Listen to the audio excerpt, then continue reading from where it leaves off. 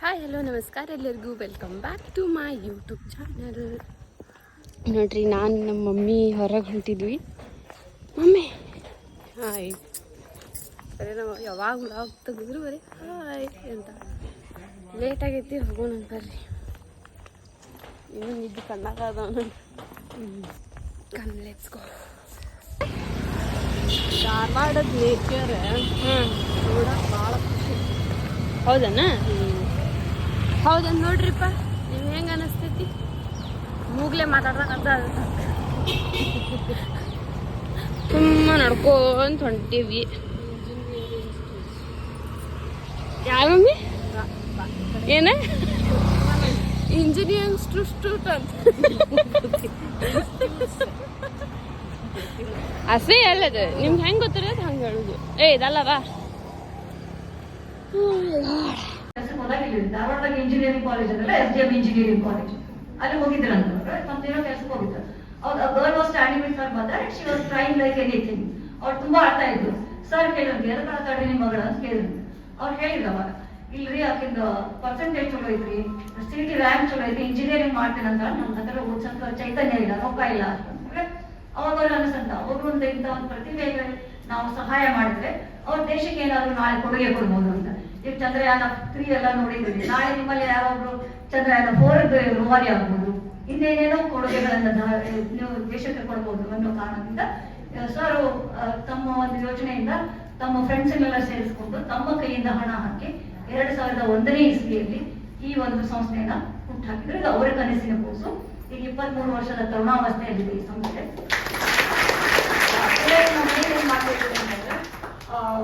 First of all ನರ್ಚರ್ಮೆಂಟ್ program ಆಗ ನೋಡಿದ್ರಲ್ಲ, ನರ್ಚರ್ಮೆಂಟ್ program ನಾಗ ನಾವೇನ್ ಮಾಡ್ತೇವೆ, SSLC ನಂತರ ಯಾರು 80ಕ್ಕಿಂತ ಹೆಚ್ಚು ಗರಿಷ್ಠ ಆರ್ಥಿಕ ಸಂಕಷ್ಟದಿಂದ ಕುಟುಂಬದಿಂದ ಬಂದಿರ್ತಾರಲ್ಲ ಅವರಿಗೆ ಓದಿಸ್ಲಿಕ್ಕೆ 1 ಡಿಗ್ರಿ ಆಗುವವರೆಗೂ ಅವ್ರದ್ದು ಕಾಲೇಜ್ ಫೀಸು, ಲೈಬ್ರರಿ ವ್ಯವಸ್ಥೆ ಮತ್ತೆ ತರಬೇತಿಗಳನ್ನ ನಾವೇನ್ ಮಾಡ್ತೀವಿ. ಇದು ನಿರಂತರವಾಗಿ ನಡೆಯುವಂಥದ್ದು. ಆಮೇಲೆ ಎರಡನೇದಂದ್ರೆ ನರ್ಚರ್ಮೆಂಟ್ ಎಕ್ಸೆಲ್ ಅಂತ ಇದ್ರಾಗ ಇನ್ನೊಂದದಲ್ಲಿ, ಅದು ಯಾರಿಗಂತಂದ್ರೆ ಎಂಜಿನಿಯರಿಂಗ್ ಮತ್ತು ಮೆಡಿಕಲ್ ವೃತ್ತಿಪರ ಕೋರ್ಸ್ಗಳಿಗೆ ಏನ್ ಹೋಗ್ತಾರಲ್ಲ, ಹೆಚ್ಚಿನ ಧನ ಸಹಾಯ ಬೇಕಾಗುತ್ತೆ. ಅವ್ರಿಗೂ ಕೂಡ ಅವ್ರು 1 ಪದವಿ ಮುಗಿಯುವವರೆಗೂ ನಾವು ಅವ್ರಿಗೆ ಕಾಲೇಜ್ ಸ್ಕಾಲರ್ ಹಣ ಏನು ಫೀಸ್ ನೋಡ್ಕೊಳ್ತೀವಿ. ಮತ್ತೆ ಅವ್ರಿಗೂ ಕೂಡ ತರಬೇತಿಗಳನ್ನು ಮಾಡಿ 1 ಡಿಗ್ರಿ ಮುಗಿಯುವಂತ ಅವ್ರಿಗೂ ನಾವು ಧನ ಸಹಾಯ ಮಾಡ್ತಾ ಇದ್ದೀವಿ. ಇದನ್ನ ನಮ್ಗೆ ಸ್ಕಾಲರ್ಶಿಪ್ ಇನ್ನೂ ಒಂದು ಅಂಗ ಅಂದ್ರೆ ಪಯಣ ಅಂದ್ರೆ. ಪಯಣದಾಗ ನಾವೇನ್ ಮಾಡ್ತಾ ಇದ್ದೀವಿ ಅಂದ್ರೆ, ಧಾರವಾಡದಲ್ಲಿ ರ್ಯಾಪಿಡ್ ಅಂತ ಒಂದು ಸಂಸ್ಥೆ ಇದೆ, ಈ ವಿದ್ಯಾಕೋಶದ ಅಂಗ ಸಂಸ್ಥೆ ಅದು. ಅಲ್ಲಿ ಅವ್ರು ಏನ್ ಮಾಡ್ತಾರೆ, ಪರಿಚಯ ಮೇಳಂದ್ರೆ ಈ ಒಂಟಿ ಮೇಳ ಬೇರೆ ಇರ್ಬೋದು ಅಥವಾ ಇನ್ನೇನೇನೋ ಇದ್ದವರು ಒಬ್ಬೊಬ್ಬರಿಗೆ ಅವ್ರ ಮಕ್ಕಳಿಗೆ ಓದಿಸ್ಲಿಕ್ಕೆ ನಾವು ಸಹಾಯ ಮಾಡ್ತೀವಿ. ಇಲ್ಲಿ ನಾವು ಏನ್ ಮಾಡ್ತಾ ಇದ್ದೀವಿ ಅಂತಂದ್ರೆ, ಪಯಣದಾಗ ಅವ್ರ ಮೆರಿಟ್ಸ್ ಅನ್ನು ನಾವು ಕನ್ಸಿಡರ್ ಮಾಡಲ್ಲ. ಯಾಕಂದ್ರೆ ಅವ್ರ ಮನೆ ಪರಿಸ್ಥಿತಿ, ಒಬ್ಬ ಮಹಿಳೆ ತಾನು ದುಡಿದು ಮಕ್ಕಳು ಓದಿಸಿ ನಮ್ಮ ಮನೆ ಜೀವನ ನಡೆಸಿದ ಅವರಿಗೆ ದುಸ್ಸಾಹಸ ಆಗಿರುವಾಗ ಅವ್ರದ್ದು ಎಷ್ಟೋ ಪರ್ಸೆಂಟೇಜ್ ಆಗಿರ್ಲಿ, ಅವ್ರಿಗೆ 9th ಸ್ಟ್ಯಾಂಡರ್ಡ್ ಇಂದ ಅವ್ರಿಗೂ 1 ಡಿಗ್ರಿ ಮುಗಿಯುವಂತ ಅವ್ರಿಗೆ ನಾವು ಸ್ಕಾಲರ್ಶಿಪ್, ಲೈಬ್ರರಿ ವ್ಯವಸ್ಥೆ ಮತ್ತೆ ತರಬೇತಿಗಳನ್ನ ಮಾಡ್ತಾ ಇದ್ದೇವೆ. ಇದು ನಮ್ದು ಏನಂತೀರಿ ನರ್ಚರ್ಮೆಂಟ್ ಯೋಜನೆಯಲ್ಲಿ ನಡೆಯುವಂತ ಕಾರ್ಯಕ್ರಮ. 22 ವರ್ಷದಿಂದ ನಿರಂತರವಾಗಿ ನಡೀತಾ ಇದೆ.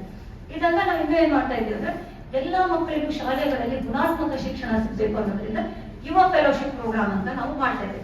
ಯುವ ಫೆಲೋಶಿಪ್ ಪ್ರೋಗ್ರಾಮ್ ನಾವೇನ್ ಮಾಡ್ತಾ ಇದ್ದೀವಿ ಅಂದ್ರೆ, ನಮ್ಗೆಲ್ಲರಿಗೂ ನೀವೆಲ್ಲ ಕೇಳಿದ್ರೆ ಏನಂದ್ರೆ, ಸಣ್ಣವರಿಂದ ಟೀಚರ್ ಆಗ್ಬೇಕಂತ. ಯಾಕಂದ್ರೆ ಇಟ್ಸ್ ಅ ನೋಬಲ್ ಪ್ರೊಫೆಷನ್. ಅಂದ್ರೆ ಟೀಚರ್ ಆಗ್ಲಿಕ್ಕೆ ಏನಾಗ್ಬೇಕ್ರಿ, ಪದವಿ ಮುಗಿಬೇಕ್ರಿ, B.Ed ಮುಗಿಬೇಕು, ಆಮೇಲೆ ನಿಮ್ಗೆ ಟೀಚರ್ ಅಂತ ಕನ್ಸಿಡರ್ ಮಾಡ್ತಾರೆ.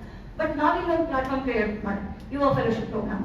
ಅಲ್ಲಿ ಯಾರು ಪದವೀಧರರಿರ್ತಾರಂದ್ರೆ 26 ವರ್ಷದ ಒಳಗಿನ ಪದವೀಧರ ಆಸಕ್ತರು ಯಾರಿಗೆ ಟೀಚರ್ ಆಗ್ಬೇಕು, ಶಾಲೆಗಳಲ್ಲಿ ನಮ್ಗೆ ಓದಿಸ್ಬೇಕು, ನಾ ಶಿಕ್ಷಕರ ಕೆಲಸ ಮಾಡಬೇಕು ಅನ್ನೋದು ಇರ್ತದಲ್ಲ, ಅವ್ರಿಗೆ ನಾವು ಅರ್ಜಿ ಆಹ್ವಾನ ಮಾಡಿ ಅವ್ರ 3-4 ಹಂತಗಳಲ್ಲಿ ಸ್ಕ್ರೀನಿಂಗ್ ಮಾಡಿ ಅವರನ್ನ ಆಯ್ಕೆ ಮಾಡ್ತೀವಿ. ಶಿಕ್ಷಕರಾಗಲಿಕ್ಕೆ ಆಯ್ಕೆ ಮಾಡಿ 1 ತಿಂಗಳವರೆಗೆ ಇನ್ಸ್ಟಿಟ್ಯೂಟ್ ಟ್ರೈನಿಂಗ್ ಅದ ಶಾಲೆಗಳಲ್ಲಿ ಬೋಧಿಸಲಿಕ್ಕೆ ಏನು ಕೌಶಲ್ಯಗಳು ಬೇಕಲ್ಲ ಅಂತವನ್ನೆಲ್ಲ ಕೊಟ್ಟು, ಚೈಲ್ಡ್ ಸೈಕಾಲಜಿ ಅರ್ಥ ಮಾಡ್ಕೋಬೇಕು, ಮಕ್ಕಳ ಜೊತೆ ಹೆಂಗಿರ್ಬೇಕು, ಇದನ್ನೆಲ್ಲಾನು ನಾವು ಅವ್ರಿಗೆ ಟ್ರೈನಿಂಗ್ ಮಾಡಿ ಸರ್ಕಾರಿ ಶಾಲೆಗಳಲ್ಲಿ ಎಲ್ಲಿ ಶಿಕ್ಷಕರ ಕೊರತೆ ಇದೆಯಲ್ಲ ಅಲ್ಲಿ ಅವರನ್ನ ನಾವು ಪ್ಲೇಸ್ ಮಾಡಿ ಕಳೆದ 3 ವರ್ಷದಿಂದ ಇದು ನಡೀತಾ ಇದ್ದೇವೆ. ಇದು 4ನೇ ವರ್ಷದಾಗಿದ್ದೀವಿ ನಾವು. ಈ ಧಾರವಾಡದಲ್ಲಿ ಇರುವಂತ 13 ಶಾಲೆಗಳಲ್ಲಿ ಈ ಸದ್ಯಕ್ಕೆ ನಾವು 13 ಫೆಲೋಸ್ ಕೆಲಸ ಮಾಡ್ತಾ ಇದ್ದಾರೆ.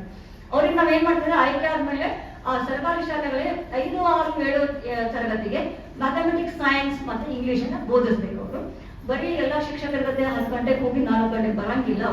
ಅವ್ರಿಗೆ ಎವ್ರಿ ಡೇ ಲೆಸನ್ ಪ್ಲಾನ್ ಮಾಡ್ಬೇಕು. ಎವ್ರಿ ಡೇ ಪ್ರತಿ ಮಕ್ಕಳಿಗೂ ಕಲಿಕಾದ್ರಿಂದ ಆಸಕ್ತಿ ಬರೆಸ್ಬೇಕು ಅವರು. ಆಮೇಲೆ ಪ್ಯಾರೆಂಟ್ಸ್ ಮೀಟಿಂಗ್ ಮಾಡ್ಬೇಕು.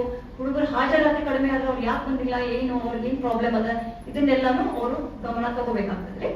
ಈ 3 ವರ್ಷದಲ್ಲಿ 7 ಜನ ಫೆಲೋಶಿಪ್ ಪ್ರೋಗ್ರಾಮ್ ಮುಗಿಸಿ ಅವರು ಬೇರೆ ಬೇರೆ ಶಿಕ್ಷಣ ಕ್ಷೇತ್ರಗಳಲ್ಲಿ ಈಗಾಗಲೇ 25ರಿಂದ 27 ಸಾವಿರದಷ್ಟು ಸ್ಯಾಲರಿ ತಗೊಂಡು ಕೆಲಸ ಮಾಡ್ತಾ ಇದ್ದಾರೆ. ಈ ಫೆಲೋಶಿಪ್ ಪ್ರೋಗ್ರಾಮ್ ನಲ್ಲಿ ನಾವೇನ್ ಮಾಡ್ತೇವೆ, 2 ವರ್ಷ ಇರ್ತಾರಲ್ರಿ, ಮೊದಲನೇ ವರ್ಷ ಅವರಿಗೆ ಪ್ರತಿ ತಿಂಗಳ 13,000 ನಾವು ಫೆಲೋಶಿಪ್ ಅಮೌಂಟ್ ಕೊಡ್ತೀವಿ, ಸ್ಟೈಪಂಡ್ ಕೊಡ್ತೀವಿ. 2ನೇ ವರ್ಷಕ್ಕೆ ಬಂದಾಗ 15,000 ಅವರಿಗೆ ಪ್ರತಿ ತಿಂಗಳ ನಾವು ಕೊಡ್ತಾ ಇರ್ತೀವಿ. ರಿಗರಸ್ ಮಾನಿಟರಿಂಗ್ ಇರ್ತದೆ. ಸೋಮವಾರದಿಂದ ಶುಕ್ರವಾರ ಶಾಲೆಗೆ ಇರಬೇಕು, ಶಾಲೆಯೊಳಗೆಲ್ಲ ಕೆಲಸ ಮಾಡಬೇಕು. ಆಮೇಲೆ ಶಿಕ್ಷಕರಾಗಿ ಶನಿವಾರ ದಿವಸ ನಮ್ಮ ಆಫೀಸಿಗೆ ಬಂದು ಏನು ಅವರು ಏನ್ ಮಾಡಿದ್ರು ಒಂದು ವಾರದಾಗ, ಏನ್ ಆಯ್ತು, ಇನ್ನೂ ಏನ್ ಸುಧಾರಣೆ ಆಗ್ಬೇಕು ಅನ್ನೋದನ್ನ ಪ್ರತಿ ವಾರ ಒಂದು ಮೀಟಿಂಗ್ ತಗೊಳ್ತೀವಿ ನಾವು. ಇದು 2 ವರ್ಷದ ಕಾರ್ಯಕ್ರಮ. ಅದ್ರ ಜೊತೆಗೆ ಕಳೆದ 2 ವರ್ಷದಿಂದ ನಾವು ಕಳೆದ ವರ್ಷದಿಂದ 6 ತಿಂಗಳ ಇಂಟರ್ನ್ಶಿಪ್ ಕರೆದಿದ್ದೀವಿ. ಇಂಟರ್ನ್ಶಿಪ್ ನಾಗ ಏನ್ ಮಾಡ್ತೀವಿ, 6 ತಿಂಗಳ ಇದ್ದ ಪದವೀಧರ ವಿದ್ಯಾರ್ಥಿಗಳಿಗೆ ನಾವು ಅವಕಾಶ ಇರ್ತದೆ.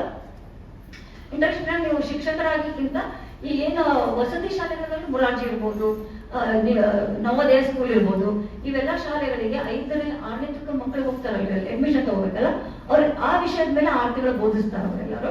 ಅದಾದ್ಮೇಲೆ 2 ವರ್ಷ ಫೆಲೋಶಿಪ್ ಅವರು ಕಂಟಿನ್ಯೂ ಮಾಡಿ ಫೆಲೋಸ್ ಆಗಿ ಫೆಲೋಸ್. ಇದು ನಮ್ಮ ಯೋಗ ಫೆಲೋಶಿಪ್ ಪ್ರೋಗ್ರಾಮ್. ಈ ತರಬೇತಿ ಮಾಡ್ತೀವಿ ಅಂತ ಹೇಳಿದ್ರೆ, ತರಬೇತಿ ಯಾಕೆ ಮಾಡ್ತೇವೆ ಅಂದ್ರೆ, we are little worried about the engineering students, much worried about the non engineering students. ಯಾಕಂದ್ರೆ ಪ್ರತಿಯೊಂದು ದಾನಿಗಳ ಕನಸು ಏನಂತಂದ್ರೆ, ಯಾರು ತಮ್ಮಿಂದ ಧನ ಸಹಾಯ ಪಡ್ತಾರಲ್ಲ ಅವರು ಡಿಗ್ರಿ ಮುಗಿಯೋಷ್ಟೊತ್ತಿಗೆ ಡಿಗ್ರಿ ಸರ್ಟಿಫಿಕೇಟ್ ನೋಡ್ಕೊಂಡು ಮನೆಯಾಗ ಕುಂದ್ರಂಗಿಲ್ಲ. ಡಿಗ್ರಿ ಮುಗಿಯೋಷ್ಟೊತ್ತಿಗೆ ಒಂದು ಉದ್ಯೋಗ ಹಿಡಿದು ಏನು ಮಾಡಿದ್ರು ತಮ್ಮ ಮನೆಯನ್ನು ಅವರು ನೋಡ್ಕೋಬೇಕು ಅನ್ನೋದು ದಾನಿಗಳ ಕನಸು. ಅದಕ್ಕಾಗಿ ಹಣ ಕೊಡ್ತಾರೆ ಅವರು. ಅದಕ್ಕಾಗಿ ನಾವೇನ್ ಮಾಡ್ತೇವೆ ಅಂದ್ರೆ, ಈ 11th ಗ್ರೇಡ್ ಇಂದ ಇಂಡಕ್ಟ್ ಆದ ಕೂಡಲೇ ನಾವು ಅವರಿಗೆ ಕ್ಯಾಂಪ್ಸ್ ಮಾಡ್ತೇವೆ. ಕ್ಯಾಂಪ್ಸ್ ನಲ್ಲಿ ತರಬೇತಿಗಳು ಮಾಡ್ತೇವೆ. ಅಂದ್ರೆ ಬೇರೆ ಕಡೆ ಇಲ್ಲೆಲ್ಲ ಇರಲ್ಲ, ಅದು ಈಗ ಸಿದ್ದಾಪುರ ಆಗಿರ್ತದೆ, ಇಲ್ಲಿ ದೇವ್ರ ಬಳಿ ತಡಸ್ನಾಗ ಇಟ್ಟಿರ್ತೀವಿ. ಈಗ ನಾಳೆ 21 ತಡಸ್ನ ಕ್ಯಾಂಪ್ ಅದಾವಿ ನಮ್ದು. 11th ಗ್ರೇಡ್ ಮತ್ತು 12th ಗ್ರೇಡ್ ಇದ್ದಾಗ ನಾವ್ ಏನ್ ಮಾಡ್ತೀವಿ ಅಂದ್ರೆ, 50-60 ಮಕ್ಕಳನ್ನ ಕರೆದು ಎಲ್ಲ ವ್ಯವಸ್ಥೆ, ಇರೋ ವ್ಯವಸ್ಥೆ, ಊಟದ ವ್ಯವಸ್ಥೆ ಎಲ್ಲ ಕೊಡ್ತೀವಿ ನಾವು. ಏನು ಒಂದು ಪೈಸಾನು ಖರ್ಚಿರಲ್ಲ. ಎಲ್ಲಾ ವಿದ್ಯಾಪೋಷಕರ ಸಂಸ್ಥೆಯ ಸೇವೆಗಳು ವಿದ್ಯಾಪೋಷಕ ವಿದ್ಯಾರ್ಥಿನಿಯರಿಗಾಗಿ ಉಚಿತವಾಗಿ ಇರೋ, 1 ಪೈಸಾ ಏನು ಖರ್ಚು ಮಾಡಂಗಿಲ್ಲ. ಅವ್ರು ಕ್ಯಾಂಪಿಗೆ ಬಂದು ಹೋಗೋ ಟ್ರಾವೆಲ್ ಖರ್ಚು ಕೂಡ ನಾವು ಕೊಡ್ತಾ ಇದ್ದೀವಿ.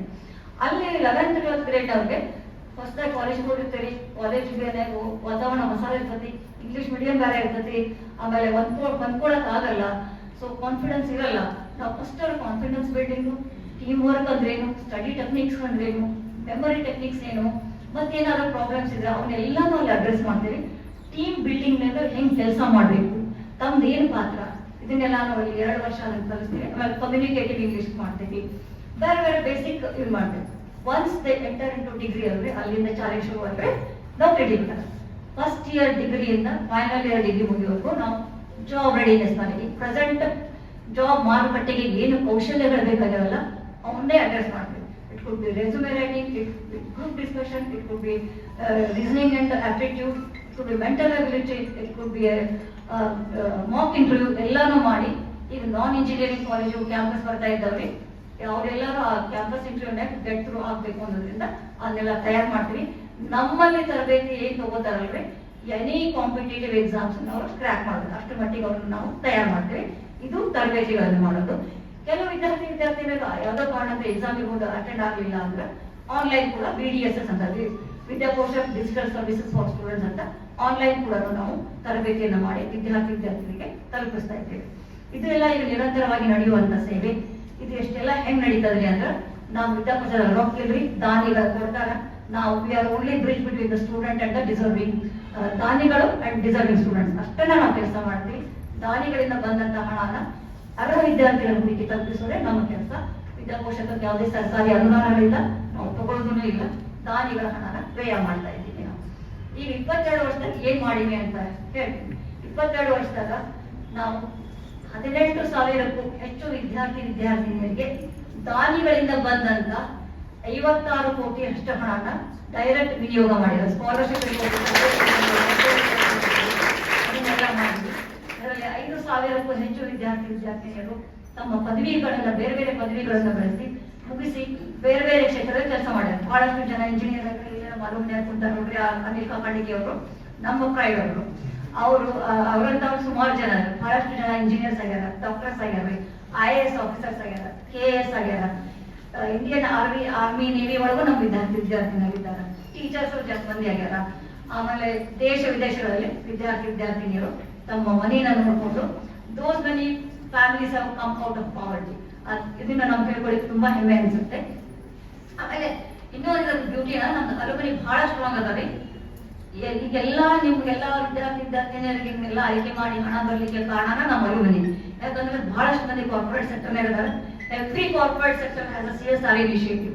ಆ CSR ಇನಿಷಿಯೇಟಿವ್ ಅವ್ರು ಏನ್ ಮಾಡ್ತಾರೆ ಅಲ್ಲಿ ಹೋಗಿ, ನಾನು ವಿದ್ಯಾಪೋಷಕ ಸಂಸ್ಥೆಯ ಪ್ರತಿನಿಧಿ, ನನ್ನ ಸಂಸ್ಥೆ ಅದು, ಇಂಥ ನಿಮ್ ವಿದ್ಯಾರ್ಥಿನಿಯರಿಗೆ ಓದ್ಲಿಕ್ಕೆ ಸಹಾಯ ಮಾಡ್ತಾರೆ, ನೀವು ಅಲ್ಲಿ ಹಣ ಕೊಟ್ರೆ ಅದು ಸರಿಯಾಗಿ ವಿನಿಯೋಗ ಆಗತ್ತೆ ಅಂತ ಅವ್ರು ಹೇಳಿದ್ದಕ್ಕಾಗಿ ನಮ್ಗೆ ಆ ಅಲುಮನಿಯವರು ಬಹಳಷ್ಟು ಕಾಂಟ್ರಿಬ್ಯೂಷನ್ ಅದ ನಮ್ಮ ದಾನ ದೇಣಿಗೆ ಮಾಡಲಿಕ್ಕೆ. ಊಟ ಆಯ್ತು, ಫಂಕ್ಷನ್ ಇತ್ತೆಲ್ಲ ಮುಗಿಸ್ಕೊಂಡ್ ಬಂದ್ವಿ. ನಾವು ಭಾಷಣ ಕೇಳ್ಬೇಕಾದ್ರೆ ಒಂದು ಗಜ್ಜು ಮಳಿ ಜೋರು ಹೊಡೆದು ಹೋಗೈತಿ. ಸೊ ಈಗ ನಮ್ಮ ಪಯಣ ಎಲ್ಲಿಗೆ ಮಮ್ಮಿ? ಮನೆ ಕಡೆ. ಮನೆಗೆ? ಇಷ್ಟು ಜಲ್ದಿ? ಎಲ್ಲರೂ ಕರ್ಕೊಂಡು ಹೋಗಿ ಮಮ್ಮಿ.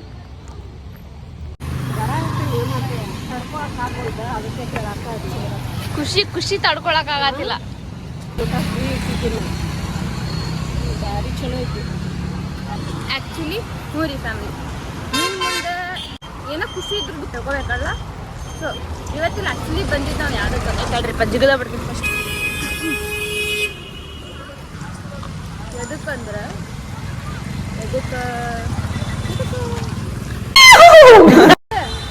ಅಂದ್ರೆ ಏನಂದ್ರೆ ಈಗ ನಮ್ದು ವಿದ್ಯಾಪೋಷಕ ಅವ್ರ ಇನ್ಸ್ಟಿಟ್ಯೂಟ್ ಅಂದ್ರೆ ಸೆಲೆಕ್ಟ್ ಮಾಡಿದ್ರೆ ಆ್ಯಕ್ಚುಲಿ ನಮ್ಮ ಅದು ಹೆಂಗೆ ಹೆಸರು ತೊಗೊಂಡ್ರೆ ನಂಗೆ ಆ್ಯಕ್ಚುಲಿ ಗೊತ್ತಿಲ್ಲ. ಬಟ್ ಹೆಸರು ತೊಗೊಂಡಾದ್ಮೇಲೆ ಈಗ ಅವ್ರು ಫಂಕ್ಷನ್ ಮಾಡಿದ್ರು ಇವತ್ತು ಕರೆದು ನಾವು ಕಾಲೇಜ್ ಹಾಲಿಡೇ ಮಾಡಿ ಇಲ್ಲಿ ಬಂದಿದ್ವಿ. ನಾನು ಮಮ್ಮಿ ಇವತ್ತು ಪೇರೆಂಟ್ಸ್ ಕಂಪಲ್ಸರಿ ಬಂದ್ವಿ.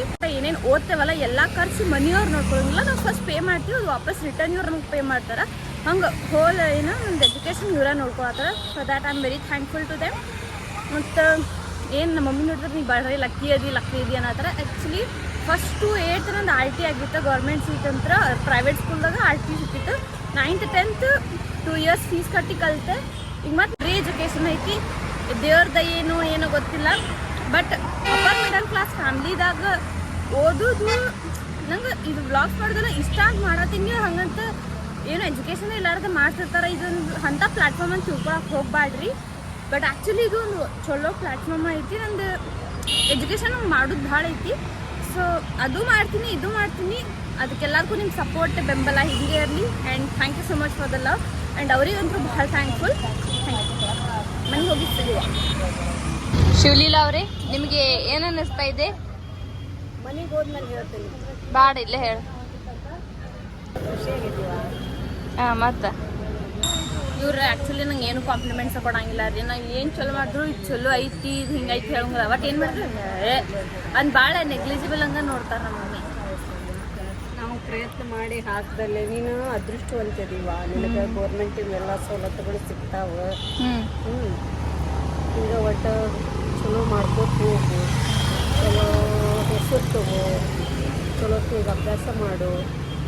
ನೋಡ್ರಿ ಫ್ಯಾಮಿಲಿ ಕೇಳಿದ್ರಲ್ಲ. ಸೊ ಈಗ ಜಸ್ಟ್ ಮನೆಗೆ ಬಂದ್ವಿ. ಅಂದ್ರೆ ಅದ್ರ ಬಗ್ಗೆ ಹೇಳ್ಬೇಕಂದ್ರೆ, ಸೊ ಅದೊಂದು ವಿದ್ಯಾಪೋಷಕ ಅನ್ನೋದೊಂದು ಸಂಸ್ಥೆ ಇದ್ದಂಗೆ ಐತಿ. ಈಗ ಅವ್ರು ಯಾರು ಓದ್ಬೇಕನ್ನೋ ಆಸೆ ಇರ್ತೈತಲ್ಲ ಅಂಥವ್ರಿಗೆ ತಾವಾಗಲೇ ಹುಡ್ಕೊಂಡು ಹೋಗಿ ಯಾರು ಫೈನಾನ್ಷಿಯಲಿ ಅನ್ಸ್ಟೇಬಲ್ ಅದಾರ ಅವ್ರಿಗೆ ಹೆಂಗೆ ಹೆಲ್ಪ್ ಮಾಡೋದು ಅಂತಂದು ಹುಡುಕ್ಯಾಡಿ ಹೋಗಿ ಮಾಡ್ತಾರೆ. ಅನ್ಸುತ್ತೆ ಗೌರ್ಮೆಂಟಿಂದ ₹1 ತೊಗೊಳಲ್ಲ. ಎಲ್ಲ ಡೊನೇಟರ್ಸ್ ಯಾರು ದುಡ್ಡು ಕೊಡ್ತಾರಲ್ಲ ಅಂಥದ್ದು ರೊಕ್ಕ ಕಲೆಕ್ಟ್ ಮಾಡಿ ಅವ್ರು ಏನೋ ಸಮಾಜಕ್ಕೊಂದು ಒಳ್ಳೆ ಕೆಲಸ ಮಾಡತ್ತಾರ. ಅಂದ್ರೆ ಅಪ್ರಾಕ್ಸಿಮೇಟ್ಲಿ ಇಲ್ಲಿ ಮಟ್ಟ ಅಂದ್ರೆ ಅವ್ರು ಪ್ರಾಜೆಕ್ಟ್ಸ್ ಮಾಡ್ಕೊತಿರ್ತಾರೆ. ಅಂದರೆ ಟೀಚರ್ಸ್ ಯಾರಿಗೆ ಈಗ B.Ed ಗೇಡ್ ಎಲ್ಲ ಕಲ್ತು ಅಫಿಷಿಯಲ್ ಆಗಿ ಟೀಚರ್ ಆಗೋಕಿನ ಅವ್ರದ್ದು ಪ್ರಾಜೆಕ್ಟ್ ಐತಂತ ಅಲ್ಲಿ ಹೋದ್ರೆ ಸ್ಟಾರ್ಟಿಂಗ್ ಇಂಟರ್ನ್ಶಿಪ್ ಎಲ್ಲಿ ಸ್ಕೂಲ್ಸ್ ಏನಂದ್ರೆ ಸರ್ಕಾರಿ ಸ್ಕೂಲ್ ಎಲ್ಲಿ ಖಾಲಿ ಪೋಸ್ಟ್ ಇರ್ತಾವಲ್ಲ ಅಲ್ಲೇ ಇಂಥವ್ರಿಗೆ ಇಂಪ್ಲಿಮೆಂಟ್ ಮಾಡಿ ಅವ್ರು ಹೆಂಗೆ ವರ್ಕ್ ಮಾಡ್ತಾರೆ, ಹೆಂಗೆ ಜಾಬ್ ಮಾಡ್ತಾರೆ. ಅಂದ್ರೆ ಅಲ್ಲೂ ಆ ಬಡ ವಿದ್ಯಾರ್ಥಿಗಳಿಗೂ ಟೀಚರ್ಸ್ ಇಲ್ಲ ಅನ್ನೋ ಕೊರತೆ ಅವ್ರಿಗೆ ಇರಬಾರ್ದು. ಸೊ ಅವ್ರು ಕಲಿಸಿದ್ರೆ ಅವ್ರಿಗೆ ಪೇ ಮಾಡ್ತಾರೆ. ಸ್ಟಾರ್ಟಲ್ಲಿ ನಾ ಇಷ್ಟು ಕಲ್ತಿದ್ದಕ್ಕೂ ಅವ್ರಿಂತ ಅನಿಸ್ತದಂದ್ರೆ ನೀವು ವಾಪಸ್ ಬೇರೆಯವ್ರು ಹೆಂಗೆ ಡೊನೇಟ್ ಮಾಡಿ ನಿಮಗೆ ಕೊಟ್ಟಿರ್ತಾರಲ್ಲ ನೀವು ಹಂಗೆ ಡೊನೇಟ್ ಮಾಡಿದ್ರೆ ಅವ್ರು ಮಿಡಲ್ ಮ್ಯಾನ್ ಆಗಿ ಅವರು ಮತ್ತು ಇನ್ನೊಂದು ಸ್ವಲ್ಪ ಸ್ಟೂಡೆಂಟ್ಸಿಗೆ ಹೆಲ್ಪ್ ಮಾಡ್ತಾರೆ. ಅವರು ಹೇಳಿದ್ರು ಅದೇ ಇನ್ಸ್ಟಿಟ್ಯೂಷನ್ದಾಗ ಮಾಡ್ಬೇಕಂತೇನಿಲ್ಲ, ಬೇರೆ ಇನ್ಸ್ಟಿಟ್ಯೂಷನ್ ಯಾವ ಸಂಸ್ಥೆ ಒಳಗೆ ಬೇಕಾದರೂ ನೀವು ಡೊನೇಟ್ ಮಾಡಿ ಮುಂದೆ ಫ್ಯೂಚರ್ ಮತ್ತು ಅಂದ್ರೆ ಈ ದೇಶದಾಗ ಬಡತನ ಅನ್ನೋದು ಕಡಿಮೆ ಆಗ್ಬೇಕು, ಜ್ಞಾನ ಅನ್ನೋದು ಹೆಚ್ಚಾಗ್ಬೇಕು ಅನ್ನೋದು ಒಂದಿದ್ದು. ಸೊ ನೀವು ಯಾರು ಅಲ್ಲಿ ಸೇರ್ಕೊಳ್ಳೋದಿದ್ರೆ ನಂಗೆ ಕಮೆಂಟ್ಸ್ದಾಗ ತಿಳಿಸಿ. ಇದು ಇನ್ಫಾರ್ಮೇಷನ್ ನಾ ಕೊಟ್ಟಿದ್ದು ನಿಮ್ಗೆ ಇನ್ಫಾರ್ಮೇಟಿವ್ ಅನ್ನಿಸ್ತಂದ್ರೆ ಯಾರಿಗಾರ ಸಜೆಸ್ಟ್ ಮಾಡೋದಿತ್ತಂದ್ರೆ ಈ ವ್ಲಾಗ್ನ ಶೇರ್ ಮಾಡಿರಿ ಅವರಿಗೆ. ಇಷ್ಟ ರೀ ಇವತ್ತಿನ ವ್ಲಾಗ್. ನಿಮ್ಗೇನಾದರೂ ಈ ವ್ಲಾಗ್ ಇಷ್ಟ ಆಗಿದ್ರೆ ಲೈಕ್ ಮಾಡಿರಿ, ಶೇರ್ ಮಾಡಿರಿ, ಕಮೆಂಟ್ ಮಾಡಿರಿ. So thanks for watching the vlog. Keep loving and keep supporting. Thank you. Bye bye.